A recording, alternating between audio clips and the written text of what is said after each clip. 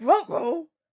Welcome to another episode of the Unmasked History of Scooby Doo, the podcast where we delve into the mystery of Scooby Doo media, getting clues from people who helped bring our favorite mystery solving dog to life on various platforms, and maybe eating some Scooby snacks along the way.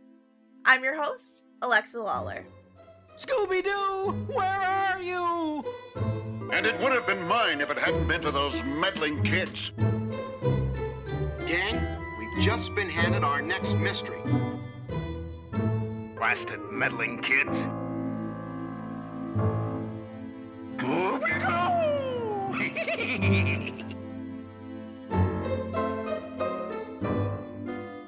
On this week's episode, I spoke with Chris Battle, who came in on the 2014 direct-to-video film Scooby Doo Frankencreepy to redesign the gang for the opening title sequence of the film.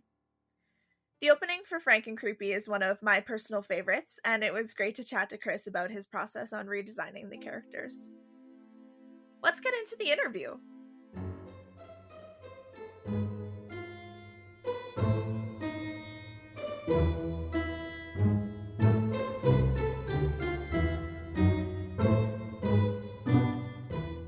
Hey Chris, how's it going? Hey, how you doing? Good. Thanks for being on the show today. Yeah, happy to join you. I typically start with a quick 3-question trivia game if you're up for it. Okay. So, question 1, try and start off with an easy one here. What's the name of the van that the gang drives around in? The Mystery Machine. That is correct. Thank God. Question 2, true or false? At one point in development, the title of Scooby Doo Where Are You was Who's Scared? I think that might be right. It is true. Right, doing okay. And last question for the trivia. How many Scooby Doo television series have an overarching plot? I think that's just one, Mystery Incorporated.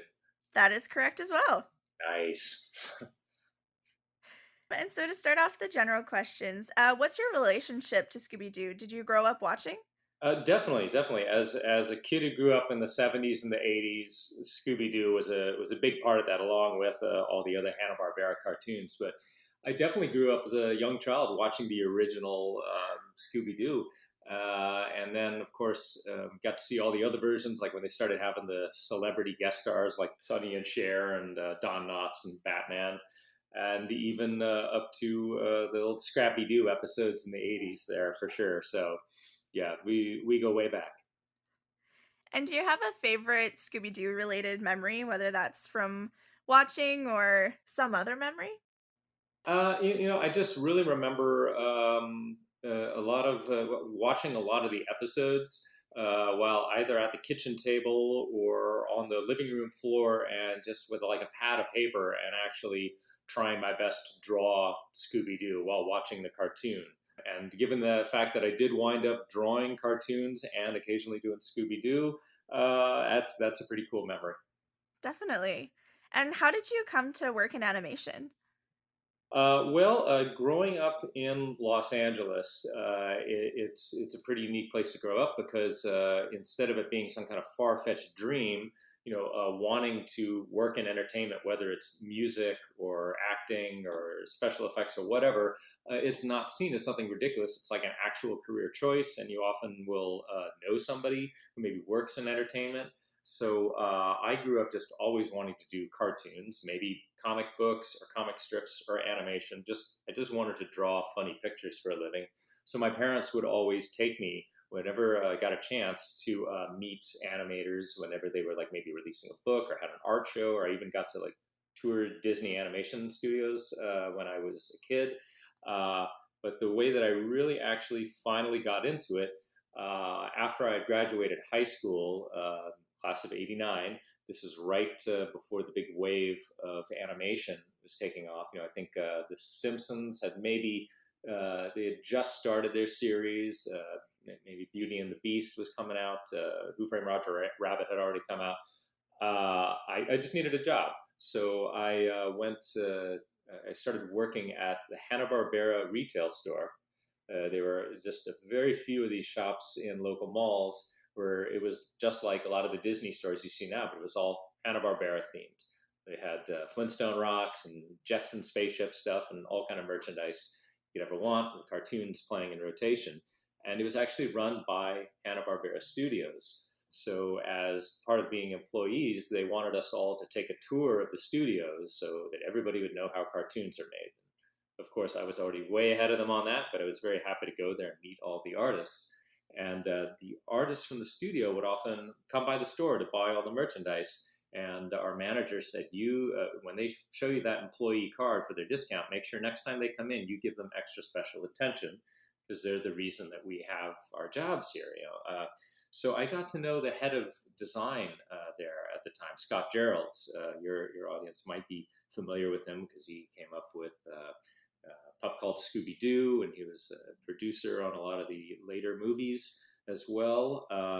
And my manager just dared me to show my work to him, and I did not want to, but my manager just told Scott, this guy draws cartoons too. And Scott said, well, why don't you show me some of your work? And I sheepishly showed him a few of my little doodles that I've been doing. And he said, these are pretty good. If you have more finished artwork, why don't you come over to the studio sometime, come visit me and show me like your portfolio, which I eventually did. And he was pretty impressed with it, because I didn't really have any professional training or I didn't go to art school. But he just said, why don't you keep in touch? Maybe something might happen. We might need an extra hand or something. And about a year later, he called me up. He had left Hanna-Barbera and was heading up the new MGM animation. They were working on a new Pink Panther cartoon at the time, along with plenty of other Hanna-Barbera artists. And he said, would you like to come in and start doing design for a living? And that was my beginning. That's very cool. I had no idea that those retail stores existed.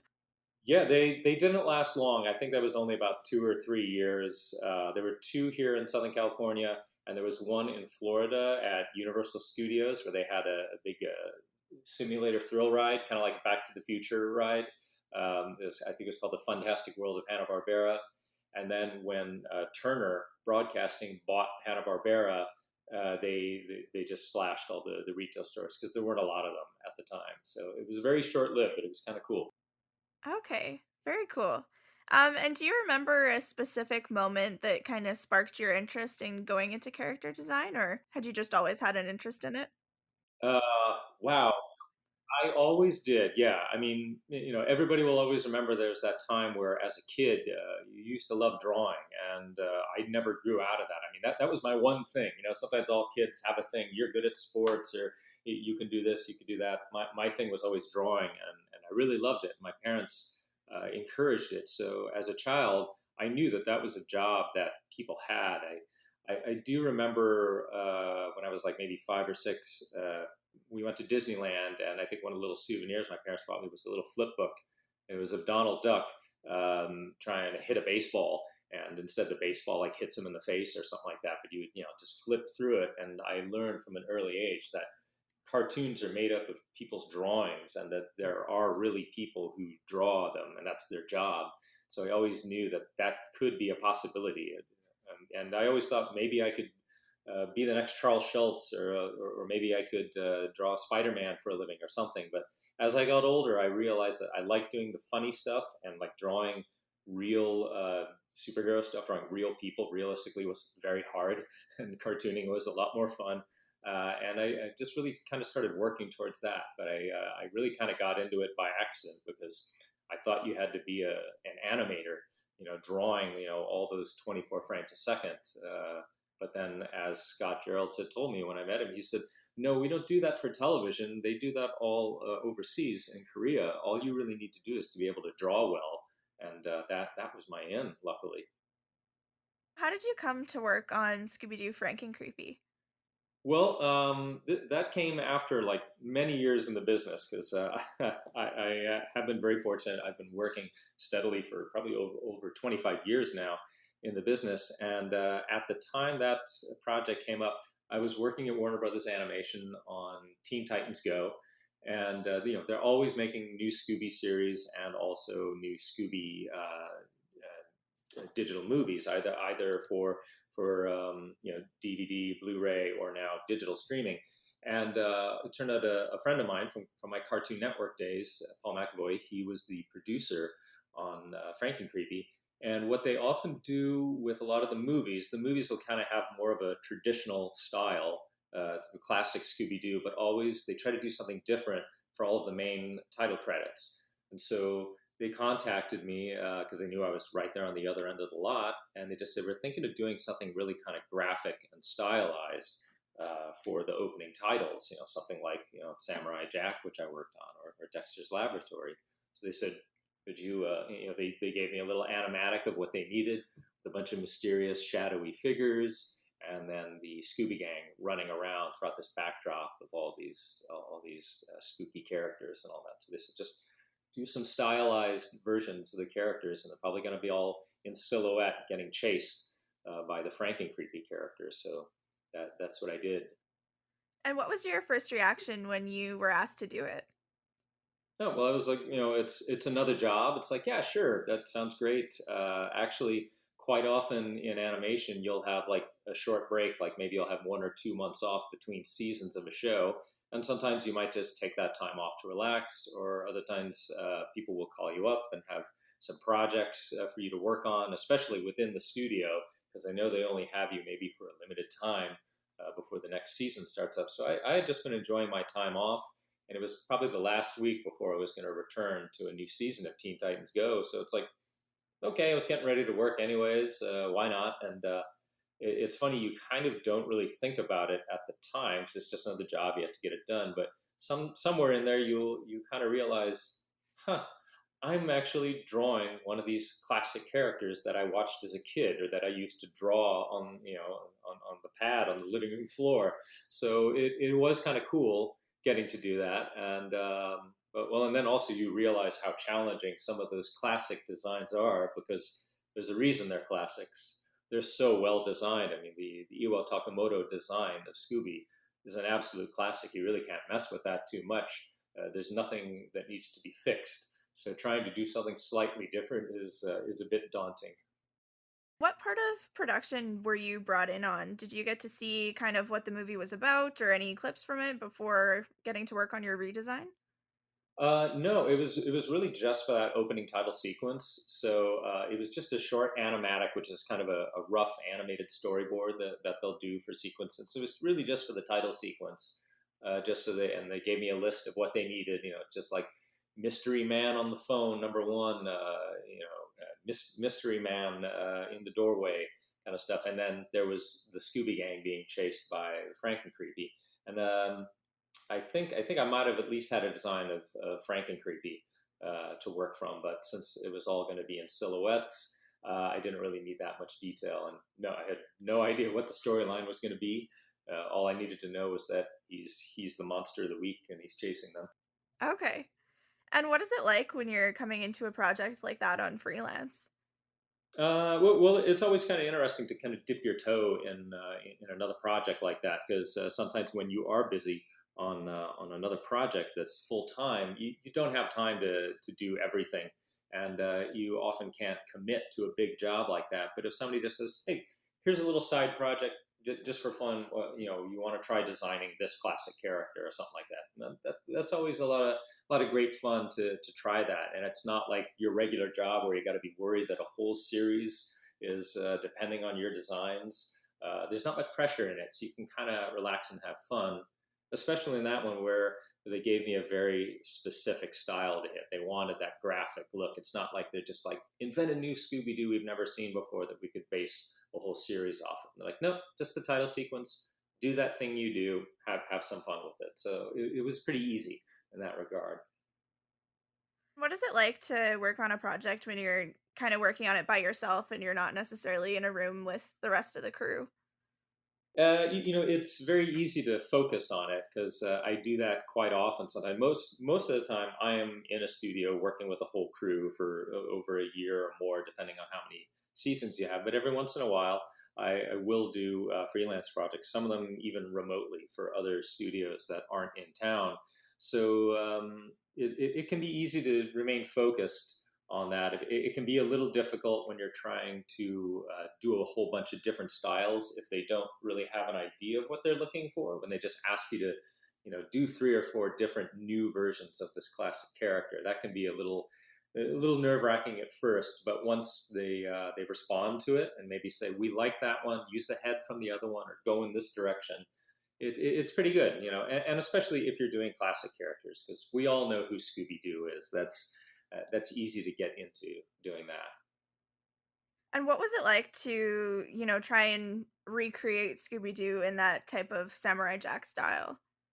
It was very easy because for probably about 7 years, I worked with Gendy Tartakovsky and Craig McCracken on shows like Dexter's Laboratory, Powerpuff Girls, and Samurai Jack. So much of that style is ingrained on my own personal style. It's very natural to go to. And really, since the characters are iconic at this point, we all know that what kind of clothes they're going to be wearing. And since it's the classic ones, you're like, give Fred that ascot, give Shaggy the flared pants. I wasn't having to modernize them or anything like that. So it was quite easy to do, and also it's part of the style that we had on like Samurai Jack. It's all about simplification and very strong shapes. So you really don't have to get into all the knobbly detail of the characters. Like Scooby is a very difficult character to draw if you're drawing the classic one because of his body and his knobby legs and everything. But when you're simplifying it to get to a more graphic style, it makes it a little bit easier because he is hard to draw if you're doing the classic one. And was there anything in particular that you wanted to accomplish with your redesign? Basically, I was really kind of just trying to have some fun with it because whenever anybody gives you a classic character to do, you would like to have a little bit of fun. And sometimes if it's going to be for some like major redo, it can be nerve-wracking, like I said. But for this, it was just for the title sequence. So really, they just laid it out like just what they wanted. They just wanted something graphic and modern, and it was just going to be for that quick sequence. So I just thought, well, I'm gonna have fun with this because I'm drawing the Scooby Gang. It's kind of cool. You try to have as much fun as you can have drawing cartoons for a living, even though it's a job. We all got into this because we love cartoons. They make us happy, and I think that when you're having fun with something, it translates into the final product. And what was it like to also create those other characters, like the, mystery man with the phone and the other ones? Well, there wasn't too much to that. It was I tried to keep them close to the storyboard and just to create an interesting silhouette and try to communicate what was going on, like whether somebody was on a phone, but you don't have like all the line work and everything on the fingers on the phone to show what's going on. Much of good design comes with communicating something with precious few shapes and. When speaking about silhouettes, the silhouette of a character is something that we discuss even when designing characters that aren't in shadows. Like when you look at, take for example, Mickey Mouse. If you saw a silhouette of Mickey Mouse, that's Mickey Mouse. If you saw Batman in silhouette, that's Batman. So it's very clear to the audience what this character is. So it really leaned back into those classic design principles that we use. So in a way, it was kind of easy to do somebody and not have to worry about all their details, like what their hairstyle is or what their clothes are. They were just in silhouette. So. And speaking of the silhouette, what is the process when it comes to designing, the basic silhouette for animation? Well, you're just trying to create something that communicates something very quickly and visually. Because if you look at a shape of a character, you just want to be able to tell a lot more about that character. Like if it's a character you've never seen before, the way they're standing, or if they're skinny, or if they're large, are they threatening, are they friendly, things like that. Can you tell what they're doing? Do they have their hand on their hip, or are they pointing at something? You want that to be able to read to the audience. Now, what helps is when it's classic characters like Scooby Doo, we know who Scooby Doo is. He's got that big thick neck and the pointy ears and those skinny legs and the big soft padded feet. So as soon as you get him in a silhouette where people know that that's Scooby Doo, well, then you draw the skinny guy with the scruffy hair and the flared pants, and we know that's Shaggy. And so you kind of go on down the line with the other characters as long as you draw this fit guy, and maybe you could tell from his hair, or if you can see that the ascot is there, you know that that's Fred. and just go on down the character line, and pretty soon you could tell, even standing there in the dark, that that's the Scooby Gang. You mentioned that you had drawn like a non-silhouette version just for reference. What kinds of details maybe dissipate when it goes to just the silhouette?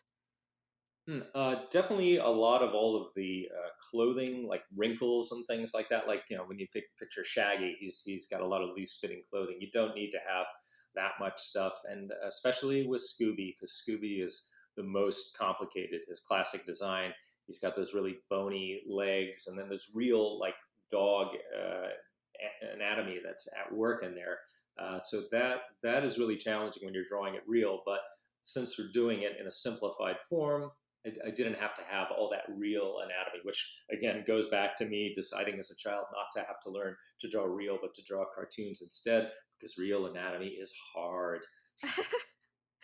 And in your opinion, what contributes to a successful silhouette in animation?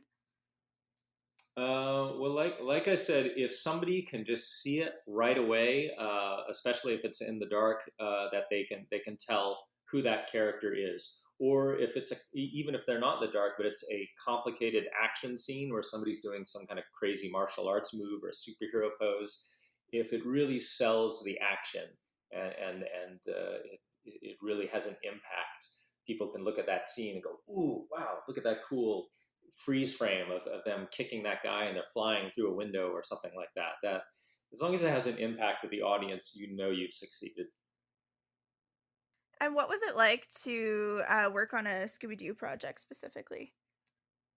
Well, that's another one of those things where you realize after you've done it that you just worked on something you watched as a kid, and you've kind of fulfilled this whole cycle of people who are inspired by a given film or music or whatever, and now you're a part of the history of that project. And maybe there's a kid watching now that's going to be their favorite thing, and they're going to get inspired to become an artist too. It's kind of a cool thing about working on those legacy projects. It's you become part of something that's much larger than you, and you're actually sort of maybe part of the history of it. And what was it like to contribute to like a redesign of the iconic characters rather than just drawing the typical classic designs over again? Well, that is always the fun part.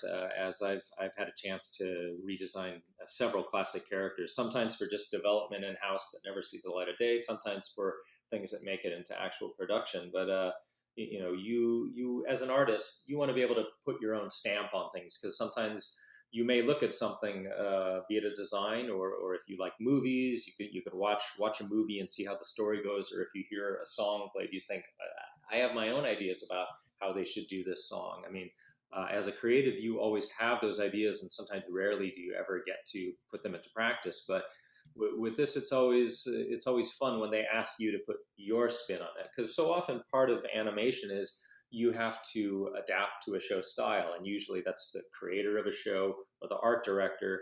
They've set the tone, and it is part of your talent and skill set that you have to draw like them, adapt like them. But when somebody comes to you and wants your particular spin on it, well, that's just a real bonus. That's a lot of fun when somebody asks you to do, especially something that is so famous and iconic as Scooby Doo. What's your favorite part of being able to see your versions of classic characters in productions? Probably one of my favorite parts. It's definitely one of my favorite things about animation as an art form, as a whole, is that it's not just you who does it all. It's a huge group effort, because I'll do the drawing, but then storyboard artists will create the scene, and you'll have cleanup artists who make our rough artwork look all pretty. Color designers will choose the colors for them, and then it'll go on top of the background and the environment. So, like, you have people who draw those, then people who paint them. We have sound effects. We have great voiceover artists. All these people who put together all these little pieces of this giant machine, and it becomes a cartoon. And that's just the magic that we all fell in love with as kids. And to know that you played a part in that, along with all of these other people, and we're all making each other's work look better. That's the real magic that comes in for me, for sure. And are there any challenges when you step into a project where you're working with iconic characters? Well, normally it's just the whole thing of if they're really going with your designs, and it's not just development or something like that when they're actively going into productions, that can be nerve wracking if you haven't figured out very specifically what you want to do. But luckily, there's some projects I've been on where they, I figured out how I wanted to do it, and the studio gave me all the support. Or in the instance of Scooby here, it was just for that one sequence, and they were very direct on the guideline. They just said, just do your thing. We love that drawing. Go that Samurai Jack style, and that's it. So that was just nice on that one. That no worries on that.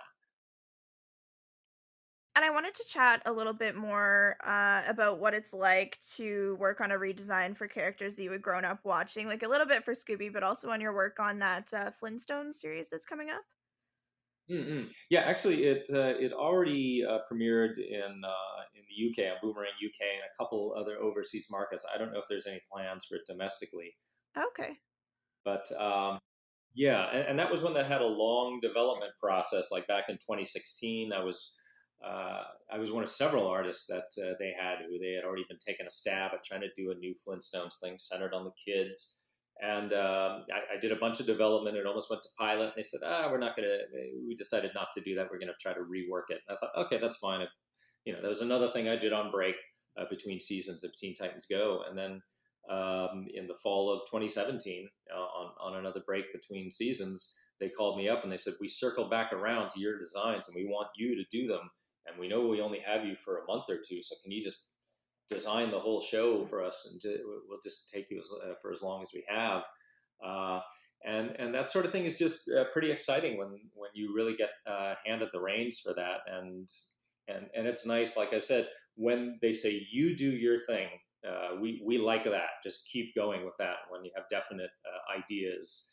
And especially when doing these legacy projects, sometimes there's so much that has been done before. It's very easy to cherry pick what you like and what you don't like. You can go back to the original designs. You can skip over maybe those ones from the intermittent years, and maybe there was a more recent one that also you kind of can pick from.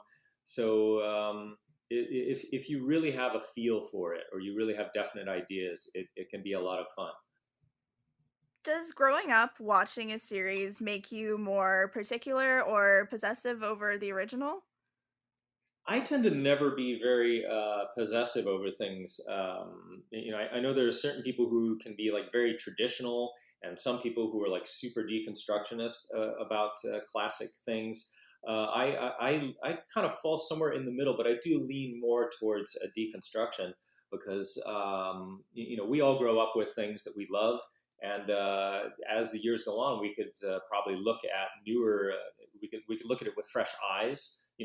Be it an old movie or a comic book series or music, and you can still love what you love about it, but you can probably acknowledge what needs fixing. And personally, I'm always up for new takes on classic materials, whether it's movies or television shows or new reboots. If they're done well and they're done with a real creative flair, I really like to see something new.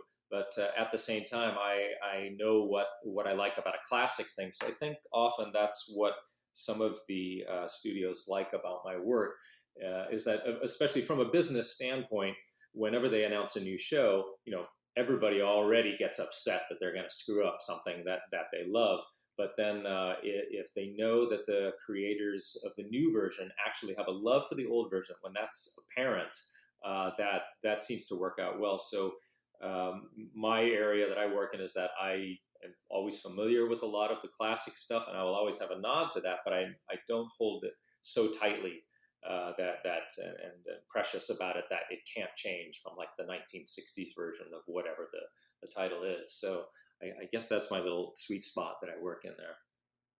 And with Scooby Doo especially, but also with a lot of other older cartoons, a lot of the fans are, particularly protective of the original and what that show meant to them. What is it like to kind of step into a show where you may be critiqued quite a bit by the fans?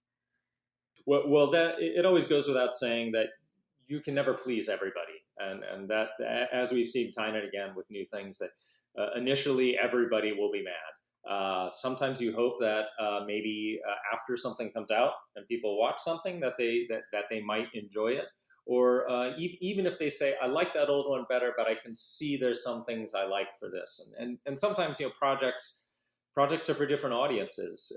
If you see somebody getting upset over like one of the DC animated movies that were like PG-13 rated R kind of things for adult comics fans, somebody says, my 6-year-old watched this and she got really upset when Wonder Woman decapitated that demon, or like, well, sorry, it wasn't for children. This is for adults, and likewise, some series are for little children, and they're not for older kids, or necessarily for 33-year-olds. But really, I think it's a testament, though, to how beloved certain franchises are. So sometimes you will try to do your best to honor an old show, but you hope that people can enjoy a new version. And also these days, you definitely know that another version, another reboot is really just a few years down the road. So if somebody doesn't like this one, they can like the next one, So, definitely don't take it personal at all, because in the end, it is just a job.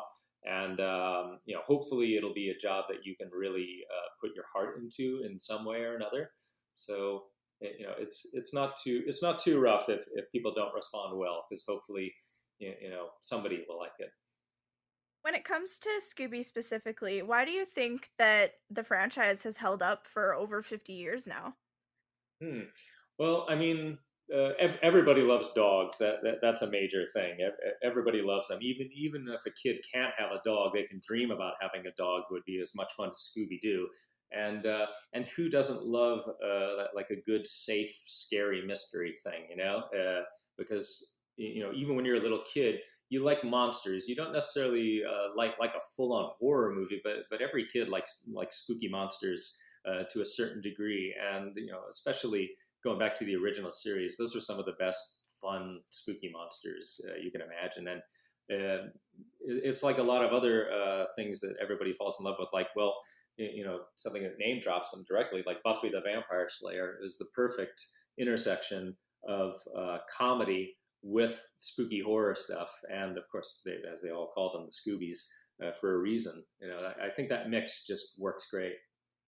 And if you were given the opportunity to design a villain or a monster for a Scooby Doo project, what would it look like? Huh. Wow. That is a tough one. I think, going back to what I just said, if I could hit that intersection of spooky with comedy, that would probably be pretty good. It would definitely have to be something big that would seem threatening, but also goofy big as well. And if you were given the opportunity to work on another Scooby Doo project, would you, if you had the time, would you take it? That might be fun to actually do that. Yeah, because I just dip my toe a little bit in the Scooby sandbox, and it would be fun to really take a deeper dive on that for sure. Yeah. I think that covers all of the questions that I had for you. Is there anything else that you wanted to add at all about Scooby, or anything else that you've been working on? No, just if people want to see more of my work, they can check me out on @ChrisBattleArt on Instagram, Tumblr, and Twitter. And really, if you just Google my name, you're gonna find a lot of my artwork out there. Perfect. And do you have any upcoming shows that you want to promote at all? Nothing at the moment. At least nothing that I can announce. Yeah. So many things are always a bit secret at the time. So unfortunately, I can't mention everything. Well, yeah, I think that covers everything. Thanks so much for chatting with me today, Chris. Happy to come on by.